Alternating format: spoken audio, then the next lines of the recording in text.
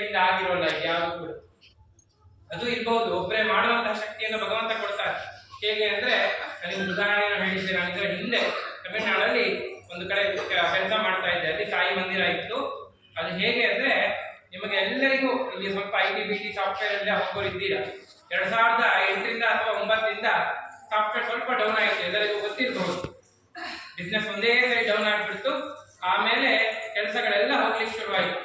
ಆಗ ಅಲ್ಲೊಬ್ಬರು ವ್ಯಕ್ತಿ ಡಾಕ್ಟರ್ ರಮಣಿ ಅಂತ ಹೇಳಿ ಅವರು ಅದನ್ನ ಪೂರ್ತಿ ಕಂಪನಿಯನ್ನ ಕ್ಲೋಸ್ ಮಾಡಿ ಆ ಕಂಪನಿಯನ್ನ ಮಾರಿ ಬಂದ ಹಣದಿಂದ ಒಂದು ದೇವಸ್ಥಾನ ತೆಗೆದ್ರು. ನನ್ನ ಇಡೀ ಅನುಭವದಲ್ಲಿ ನಾನು ಹೇಳ್ತಾ ಇದ್ದೇನೆ, ಬೇರೆ ಎಲ್ಲಿ ನೋಡಿದ್ದೀನೋ ಇರೋ ಗೊತ್ತಿಲ್ಲ, ನನ್ನ ಇಡೀ ಅನುಭವದಲ್ಲಿ ಒಬ್ಬರ ಹತ್ರ ದೇಣಿಗೆ ಸಂಗ್ರಹ ಇಲ್ಲ, ಒಬ್ಬರ ಒಂದು ದೇವಸ್ಥಾನದ ಮುಂಭಾಗದಿಂದ ಹಿಂಭಾಗ ತನಕ ಒಂದು ಹುಂಡಿ ಕಾಣಲ್ಲ. ನೀವು ಇವತ್ತಿನ ರೀಸೆಂಟ್ ಒಂದು ಉದಾಹರಣೆ ಹೇಳಬೇಕು ಅಂದ್ರೆ ಉಪೇಂದ್ರನ ಒಂದು ಮೂವಿಯನ್ನು ನೋಡಿದ್ದೇವೆ, ಮುಕುಂದ ಮುರಾರಿ, ಓ ಮೈ ಗಾಡ್, ಹಿಂದಿ ವರ್ಷನ್. ಅದರಲ್ಲಿ ಕೇಳ್ತಾನೆ, ಸಣ್ಣ ಸಣ್ಣ ಬ್ರಾಂಚ್ ಆಫೀಸ್ಗಳು ಎಲ್ಲ ಕಡೆಯೂ ಒಂದೊಂದಷ್ಟು ದುಡ್ಡನ್ನು ಹಾಕಿ ಹೋಗ್ಬೇಕು, ಕೊನೆಯಲ್ಲಿ ಪ್ರಸಾದ, ಅಲ್ಲೊಂದು ಕಲ್ಲಿದೆ, ಅದಕ್ಕೆ ಎಲ್ಲರೂ ಹಾಲಲ್ಲಿ ಅಭಿಷೇಕ ಮಾಡ್ತಾ ಇದ್ದಾರೆ, ಇನ್ನೊಂದು ಲಾಸ್ಟ್ ಹಿಂಗಡೆ ಹೋಗಿ ನೋಡಿದ್ರೆ ಆ ಹಾಲನ್ನು ಮತ್ತೆ ಬಾಟ್ಲಿಗೆ ತುಂಬ್ತಾ ಇದ್ದಾರೆ. ಹಸ್ತೋರಿಗೆ ಕೊಟ್ರೆ ಆಗಲ್ವಾ ಅಂತ ಅಲ್ಲೊಂದು ಪ್ರಶ್ನೆ ಬರುತ್ತೆ. ಆದ್ರೆ ಅವೆಲ್ಲ ನಮ್ಮ ಧರ್ಮದ ಆಚರಣೆ ಅಲ್ಲ. ಆದ್ರೆ ಅವೆಲ್ಲ ಮಾಡಬೇಕಾಗಿದ್ದು ಯಾಕೆ ಅಂತ ಬಂದಾಗ ಅವನಿಗೆ ಕೊನೆಗೆ ಒಂದು ಜ್ಞಾನೋದಯ ಆಗುತ್ತೆ. ಎಲ್ಲಿ ಅವನ ಕೇಸಿನೇನು ಕೈ ಬಿಡುತ್ತೆ ಅಂದಾಗ ಸ್ವತಃ ಮುಕುಂದನೇ ಬಂದು ಅಂದ್ರೆ ನಿಮಗೆ ಅದು ಉದಾಹರಣೆ ಕೊಡ್ತಾ ಇರೋದು. ಯಾಕಂದ್ರೆ ಒಂದು ಕತೆ ಉದಾಹರಣೆ ಹೇಳಿದ್ರೆ ಅದು ನೆನಪಿರುತ್ತೆ ಅಂತ. ಭಟ್ರು ಸಿಂಹಾನೇ ನನಗೆ ಹೇಳ್ತಾ ಇದ್ದಾರೆ ಅಂತ ಯಾರು ಅನ್ಕೊಳ್ಬೇಡಿ. ಯಾಕೆಂದ್ರೆ ಅದರಲ್ಲಿ ವಿಷಯ ಆ ರೀತಿ ಇದೆ. ಕೊನೆಯಲ್ಲಿ ಮುಕುಂದ ಅವನಿಗೆ ಭಗವದ್ಗೀತೆಯನ್ನು ಕೊಡ್ತಾನೆ. ಅದಾದ ಮೇಲೆ ಅವನಿಗೆ ಅದರ ಅರ್ಥ ಆಗ್ತಾ ಹೋಗುತ್ತೆ. ನಾನೇನು, ಜೀವನ ಅಂದ್ರೆ ಏನು, ಜೀವ ಅಂದ್ರೆ ಏನು, ಪರಮಾತ್ಮ ಅಂದ್ರೆ ಯಾರು, ಇವೆಲ್ಲ ಕೂಡ ಗೊತ್ತಾಗುತ್ತೆ. ಅದನ್ನೇ ಹೇಳ್ತಾ ಇದ್ದೇನೆ, ದೇವಸ್ಥಾನದಲ್ಲಿ ಬರೀ ಪೂಜೆ ಪುನಸ್ಕಾರ ಅಷ್ಟೇ ನಡೆಯಲ್ಲ, ಒಂದಷ್ಟು ಮಾಹಿತಿ ಸಂಗ್ರಹನೂ ಇರುತ್ತೆ. ಹಾಗೆ ಇಲ್ಲಿ ನಿಂತಿರುವಂತಹ ವ್ಯಕ್ತಿಗಳಿಂದ ಇವತ್ತು ಬುದ್ಧ ತತ್ವದ ಬಗ್ಗೆ ಒಂದೆರಡು ನುಡಿಯನ್ನು ಅವ್ರು ಹೇಳ್ತೇನೆ ಅಂತ ಹೇಳಿದ್ದಾರೆ. ಎಲ್ಲರೂ ಕೂಡ ಕೇಳಿ. ಅದಾದ ಮೇಲೆ ತೀರ್ಥಪ್ರಸಾದ ವಿನಿಯೋಗ ಆಗುತ್ತೆ. ದಯವಿಟ್ಟು ತೀರ್ಥಪ್ರಸಾದ ತೆಗೆದುಕೊಂಡು ಸಾಧ್ಯವಾದಷ್ಟು ಮುಂದಿನ ದಿನಗಳಲ್ಲಿ ದೇವಸ್ಥಾನಕ್ಕೆ ದೇಣಿಗೆ ಮತ್ತು ಅನ್ನದಾನಕ್ಕೆ ಅಕ್ಕಿ ಅಥವಾ ಧಾನ್ಯ ಏನಾಗುತ್ತೋ ಆ ಧಾನ್ಯವನ್ನು ತಂದು ಆಫೀಸ್ ರೂಮ್ ಇರುತ್ತೆ, ಈಗ ನಮ್ಮ ಕೈಯಲ್ಲಿ ನೋಡಿ ನಾವು ಆಫೀಸ್ ರೂಮಿಗೆ ತಲುಪಿಸ್ತೇವೆ. ಇನ್ನೊಂದು ಸಂದೇಹ ಬರ್ಬೋದು, ಬಟ್ ಇಷ್ಟೆಲ್ಲ ಕೇಳ್ತಾ ಇದ್ದಾರೆ, ಏನ್ ತಗೊಂಡು ಮಾಡ್ತಾರೆ, ಕೈಯಿಂದ ಹಾಕಿ ಮಾಡಬಹುದಲ್ವಾ? ಮಾಡಬಹುದು, ಅದು ಬೇರೆ ವಿಚಾರ. ಎಲ್ಲರಿಂದ ಸಿಕ್ಕಿದಾಗ ಅದಕ್ಕೆ ಒಂದು ತೃಪ್ತಿ ಭಾವ ಇರುತ್ತೆ, ನಾನೇನೋ ಒಂದು ಕೊಟ್ಟೆ ಎನ್ನುವಂತಹ ಭಾವನೆ ಇರುತ್ತೆ. ಹೌದಾ? ಭಗವಂತ ನಮಗೆ ದಾರಿಯಲ್ಲಿ ಹೋಗ್ಬೇಕಾದ್ರೆ ನೋಡಿರ್ಬೋದು, ಶಿವರಾತ್ರಿ ಬಂತು ಅಂದ್ರೆ ಧರ್ಮಸ್ಥಳದ ಪಾದಯಾತ್ರೆ ಹೋಗ್ತಾ ಇದ್ದಾರೆ. ತುಂಬಾ ಜನ ಹೋಗಿದ್ದಾರೆ ಕೂಡ, ಇಲ್ಲಿರೋರಲ್ಲಿ ಯಾರೋ ಒಬ್ಬರೆಲ್ಲ ಬರ್ತಿದ್ದಾರೆ. ಆ ಪಾದಯಾತ್ರೆ ಹೋಗುವಂತ ಸಂದರ್ಭದಲ್ಲಿ ನೀವು ನೋಡಿರ್ಬಹುದು, ಹೆಚ್ಚು ಕಡಿಮೆ ಬೆಂಗಳೂರಿನಿಂದ ಹೊರಟಂತ ಪಾದಯಾತ್ರೆ ಮಾಗಡಿ ಅಥವಾ ಕುಣಿಗಲ್ ಆ ಎಳ್ಳೂರು ಆ ಮಾತಿ ಆ ಎಳ್ಳೂರು ರೋಡಲ್ಲಿ ಹೋಯ್ತು ಅಂದ್ರೆ 4 ಕಡೆ ಅವರಿಗೆ ಸ್ಟೇ ಅನ್ನು ಕೊಡ್ತಾರೆ. 4 ಕಡೆ ಅವರಿಗೆ ಬೆಳಿಗ್ಗೆ ಉಪಹಾರ, ಮಧ್ಯಾಹ್ನ ಊಟ, ಹಾಗೆ ರಾತ್ರಿಯ ನೀರಿನ ವ್ಯವಸ್ಥೆ ಎಲ್ಲರೂ ಮಾಡ್ತಾರೆ. ಎಲ್ಲಿಂದ ಬಂತು ಗೊತ್ತಿಲ್ಲ, ಯಾರು ತಗೊಂಡ್ರು ಗೊತ್ತಿಲ್ಲ, ಯಾರು ಇನ್ಸ್ಟಿಟ್ಯೂಟ್ ತಗೊಂಡಿದ್ರು ಗೊತ್ತಿಲ್ಲ. ಹಾಗೆ ಎಲ್ಲ ಕಡೆಗೂ ನೋಡಿ ಸಮರ್ಪಣಾ ಭಾವ ಇರ್ಬೇಕಂತೆ. ಅದಕ್ಕೋಸ್ಕರ ಸಮರ್ಪಣಾ ಭಾವ ಅನ್ನೋದು, ಆ ಸಮರ್ಪಣಾ ಭಾವವನ್ನ ನಮ್ಮ ದೇವಸ್ಥಾನಕ್ಕೂ ತೋರಿಸಿ. ಯಾಕೆ ಅಂತ ಹೇಳ್ತಾ ಇದ್ದೇನೆ ಅಂದ್ರೆ, ನಾಳೆ ನಿಮಗೆ ಮತ್ತು ನಿಮ್ಮ ಮುಂದಿನ ಕುಟುಂಬದವರಿಗೆ ಈ ದೇವಸ್ಥಾನ ಪರಿಚಿತವಾಗಿರ್ಬೇಕು. ನಾವೊಂದು ದೇವಸ್ಥಾನಕ್ಕೆ ಹೋಗ್ತಾ ಇದ್ವಿ, ಅಲ್ಲಿ ಸುಮಾರು ವಿಷಯ ನಮಗೆ ತಿಳಿತಾ ಇತ್ತು ಅನ್ನುವಂತಹ ಒಂದು ವಿಚಾರ ನೋಡಿರ್ಬೋದು. ನಾನಿಷ್ಟೂ ಜನ ಯಾವ ರೀತಿ ಬಂದರೂ ಕೂಡ ನನ್ನ ವಾಯ್ಸ್ ಜೋರಲ್ಲಿ ಹೇಳಿರ್ಬೋದು, ಬಿಟ್ರೆ ನನ್ನ ಮುಖದಲ್ಲಿ ಕೋಪ ಬಂದಿದ್ದಾರೆ. ಸುಮಾರು ತಿಂಗಳಿಂದ ಎಲ್ಲರೂ ಬರ್ತಾ ಇದ್ದೇನೆ, ನಿಮ್ಗೆಲ್ಲರಿಗೂ ಕಾಣಿಸ್ತಾ ಇರ್ಬೋದು.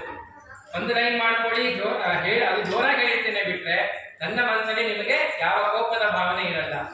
ಯಾಕೆ ಒಬ್ಬೊಬ್ಬರೇ ಬನ್ನಿ ಅಂತ ಹೇಳಿದಾಗ ಮಕ್ಕಳು ಇರ್ತಾರೆ ಅಥವಾ ವಯಸ್ಸಾದವರು ಇರ್ತಾರೆ, ಉಸಿರುಗಟ್ಟಂಗೆ ಆಗ್ಬೋದು, ಇಷ್ಟೇ ವಿಚಾರ, ಇನ್ನೇನು ಇಲ್ಲ. 5 ನಿಮಿಷ ದೇವರ ನಿಧಾನವಾಗಿ ನೋಡುವಂತಹ ಒಂದು ಏನು ಪರಿಕಲ್ಪನೆ ಇದೆ, ನಾನು ಅದನ್ನೇ ಹೇಳ್ತಾ ಇದ್ದೆ. ಬಾಬಾ ಎಲ್ಲೇ ನೀವು ಅಲ್ಲಿಂದ ನಿಂತು ನೋಡ್ತಾ ಇದ್ದೀರಿ ಅಂದ್ರೆ ಅವರ ಕಣ್ಣು ನಿಮ್ಮನ್ನು ನೋಡ್ತಾ ಇದ್ದ ಹಾಗೆ ಕಾಣ್ತಾರೆ. ಬೇಕಾದ್ರೆ ದೃಷ್ಟಿ ನೀಡಿ, ಬಾಬನ ಕಣ್ಣಿಗೆ ಒಂದು ದೃಷ್ಟಿಯನ್ನ ಇಡಿ, ಗೊತ್ತಾಗುತ್ತೆ ನಿಮ್ಮನ್ನ ನೋಡ್ತಾ ಇದ್ದಾರೆ ಅನ್ನೋ ಹಂಗೆ ನಿಂತು ಬರುತ್ತೆ. ಯಾಕೆ ಅಂದ್ರೆ ನಮ್ಮ ಭಾವನೆ ಅವರ ದೇಹಕ್ಕೆ ಹೋಗಿ ಸೇರುತ್ತೆ ಅಥವಾ ಅವರ ಕಣ್ಣಿನಲ್ಲಿ ವ್ಯವಸ್ಥೆ ಆಗುತ್ತೆ.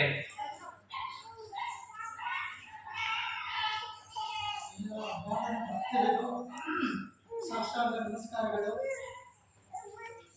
ಬಾಬಾ ಅವರ ಪ್ರೇರಣೆಯಿಂದ ನಾನು ಇಲ್ಲಿ ಬುದ್ಧ ದೇವರ ಧ್ಯಾನ ಮಾಡಿಸಬೇಕು ಅಂತ ತಮಗೆಲ್ಲ ಬಂದಿದ್ದೀನಿ. ನಾನು ಮಲ್ಲೇಶ್ವರದಿಂದ ಬಂದಿದ್ದೇನೆ, ನನ್ನ ಹೆಸರು ಸ್ವಾಮಿ ಅಂತ. ಈಗ ಒಂದು 7 ನಿಮಿಷಗಳ ಕಾಲ ನಿಮಗೆಲ್ಲರಿಗೂ ಧ್ಯಾನ ಮಾಡಿಸ್ತೇನೆ. ಬಾಬಾ ಅವರು 7 ವರ್ಷದಲ್ಲಿ ಚಿಕ್ಕದಾಗಿದ್ದಾಗ ಶಿರಡಿಗೆ ಬಂದು ಒಂದು ಅಶ್ವತ್ಥಕ್ಕೆ ಕುಳಿತು ಕೇವಲ 9 ವಾರಗಳಲ್ಲಿದ್ದು ಅಲ್ಲಿ ಇವಾಗೆಲ್ಲ ಪರಿಚಯ ಆಗಿದ್ದರೆ ಮತ್ತೆ ಅವರು ಹೋದರು. ಪಂಚವಟಿ ಬೆಟ್ಟದ ಮೇಲೆ ಹೋಗಿ 13 ವರ್ಷಗಳ ಕಾಲ ಧ್ಯಾನ ಮಾಡಿ ಅವರು ಒಂದು ಸಿದ್ಧಿನ ಸಂಪಾದನೆ ಮಾಡಿಕೊಂಡು ಮತ್ತೆ ಶಿರಡಿಗೆ ಬಂದರು. ಶಿರಡಿಲಿರೋ ಎಲ್ಲ ಕ್ಷೇತ್ರದ ಎಲ್ಲ ಗ್ರಾಮದ ಜನಕ್ಕೂ ಒಳ್ಳೇದು ಮಾಡ್ತಾ ಎಲ್ಲ ಇದು ಮಾಡ್ಕೊಂಡು ಎಲ್ಲರಿಗೂ ಅನ್ನದಾನ ಎಲ್ಲ ದಾನಗಳು ಅವ್ರನ್ನ ನಂಬಿ ಯಾರು ಬರ್ತಾರೋ ಬಾಬಾನ ನಂಬಿ ಅವ್ರಿಗೆಲ್ಲರಿಗೂ ಆಯುಷು ಆರೋಗ್ಯ ಐಶ್ವರ್ಯ ಎಲ್ಲರೂ ಸಂಪತ್ತನ್ನು ಕೊಟ್ಟು ಕಾಪಾಡ್ತಾರೆ ಅಂತ ಬಾಬಾ ಹೇಳ್ತಾರೆ. ಈಗ ಬಾಬಾ ಅವರ ಒಂದು ಪ್ರೇರಣೆಯಿಂದ ನಾನು ಧ್ಯಾನ ಮಾಡ್ಕೊಂಡು ಬಂದಿದ್ದೇನೆ. ನಮಗೆಲ್ಲರಿಗೂ ಆನಪಾನಸತಿ ಧ್ಯಾನ, ಇದು ಉಸಿರಿನ ಮೇಲೆ ಗಮನ ಕೊಡುವಂಥದ್ದು, ಶ್ವಾಸದ ಮೇಲೆ ಗಮನ ಕೊಡುವಂಥದ್ದು, ವಿಶ್ವಾಸ ನಿಶ್ವಾಸದ ಮೇಲೆ ಗಮನ ಕೊಡುವಂಥದ್ದು. ಯಾವ ಮಾತ್ರ ಇಲ್ಲ, ಯಾವ ಪ್ರಕಾರ ಇಲ್ಲ. ಇದು ಗಮನ ಕೊಟ್ಟು ಮಾಡ್ತಾ ಇರಬೇಕು. ನಿಮ್ಮ ಆರೋಗ್ಯ ನೀವು ನೆನೆಸಿದ್ದು ನೀವು ಸಂಕಲ್ಪ ಧ್ಯಾನ ಮಾಡಿದ್ದು ಏನಾದರೂ ಇದ್ರೆ ಎಲ್ಲರೂ ಕ್ಲಿಯರ್ ಆಗುತ್ತೆ. ದಯವಿಟ್ಟು ಎಲ್ಲರೂ ಒಂದು 10 ನಿಮಿಷ ಧ್ಯಾನ ಮಾಡಿ.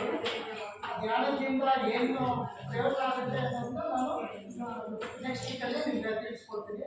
ಈಗ 3 ಸರ್ತಿ ಓಂಕಾರನಾದ ಮಾಡಬೇಕು ಜ್ವರ ಎಲ್ಲರೂ. ಆಮೇಲೆ ನಂತರ ಧ್ಯಾನಕ್ಕೆ ಎಲ್ಲೋ ಮನಸ್ಸನ್ನ ನಿಮ್ಮ ದೇಹದಲ್ಲೇ ತರಿಸ್ಕೋಬೇಕು. ಒಂದನೇದಾಗಿ. ಎರಡನೇದಾಗಿ ನಿಮ್ಮ ಕಣ್ಣು ನೋಡ್ಕೋಬೇಕು. ಮೂರನೇದಾಗಿ ನಿಮ್ಮ ಕಿವಿಲಿ ಏನು ಶಬ್ದ ಕೇಳಲ್ಲ, ಎಲ್ಲ ನಿಶಬ್ದವಾಗಿರುತ್ತೆ. 4ನೇದಾಗಿ ನೀವು ಬಾಯಲ್ಲಿ ಏನು ಮಾತಾಡಲ್ಲ, ಏನು ದೃಶ್ಯಗಳನ್ನ ನೋಡಲ್ಲ. ನಿಮ್ಮ ಮನಸ್ಸು ನಿಮ್ಮಲ್ಲಿ ಇರ್ತದೆ ಅಂದರೆ ನಿಮಗೆ ಆತ್ಮ ಶಕ್ತಿ ಕೊಟ್ಟಿದೆ. ಈ ಆತ್ಮ ಪರಮಾತ್ಮ ಶಕ್ತಿ ಯಾವಾಗ ಬರ್ತಾರೋ ಎಲ್ಲ ಗ್ರಹಗಳು ಚೂರು ಮುಂದೆ ಬನ್ನಿ, ಹೊರಗಡೆ ಇರೋರೆಲ್ಲ ಒಳಗೆ ಬರ್ತಾರೆ. ಚೂರು ಮುಂದೆ ಬನ್ನಿ, ಹೆಣ್ಮಕ್ಳು ಮುಂದೆ ಎಲ್ಲ ಬನ್ನಿ. ದೇವತೆಗಳು ಶಕ್ತಿ ಕೊಡ್ತಾರೆ. ಭೂಮಿ ಶಕ್ತಿ, ಆಕಾಶ ಶಕ್ತಿ, ಸೂರ್ಯ ಶಕ್ತಿ, ಚಂದ್ರ ಶಕ್ತಿ, ಎಲ್ಲ ಶಕ್ತಿಗಳು ನಿಮ್ಮಲ್ಲಿ ಬಂದು ಉಂಟಾದರೆ ಬಿಡಿ, ಯಾರು ಬರ್ಬೇಡಿ, ನೆಲ ನೋಡ್ತಾ ಜನ ಇದ್ದಾರೆ. ಎಲ್ಲ ಬ್ಲಡ್ಗಳು ಕಟ್ಟಾಗಲ್ಲ, ಯಾವ ಕಾಯಿಲೆನೂ ಬರಲ್ಲ. ಕಿಡ್ನಿ ಪ್ರಾಬ್ಲಮ್ ಆಗಿ ಒಂದು ಆಪರೇಷನ್ ಆಗಿ ಒಂದು ಬೇರೆ ಯಾವುದೇ ಪ್ರಾಬ್ಲಮ್ ಇರಲ್ಲ. ಈ ಧ್ಯಾನನ ನಾವು ಮನೇಲಿ ಹೋಗಿ ಮನೇಲಿ ಮಾಡ್ಬೋದು.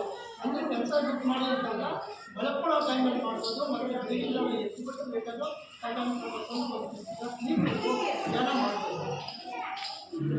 ಈ ಧ್ಯಾನ ಮುಗಿದ ತಕ್ಷಣ ಅಕ್ಕಿಯಲ್ಲಿ ನಾನು ಹೇಳ್ತೀನಿ 7 ನಿಮಿಷ 10, 9 ಅಂತ ಹೇಳ್ತೀನಿ.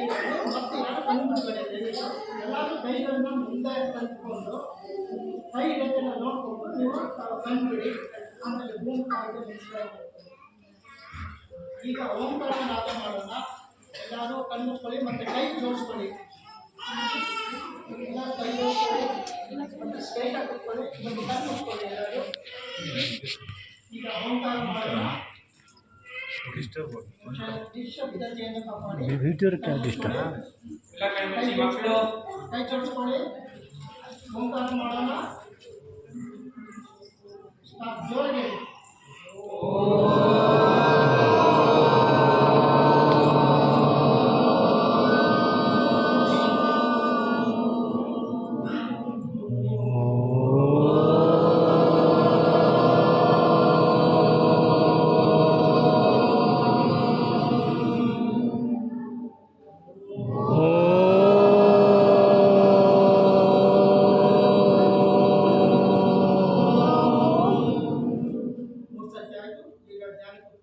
ಮನಸ್ಸನ್ನು ನಿಧಾನವಾಗಿ ನಿಮ್ಮ ಹೆಸರನ್ನು ಮಾತ್ರ ನೀವು ಗಮನಿಸ್ಕೊಳ್ಳಿ.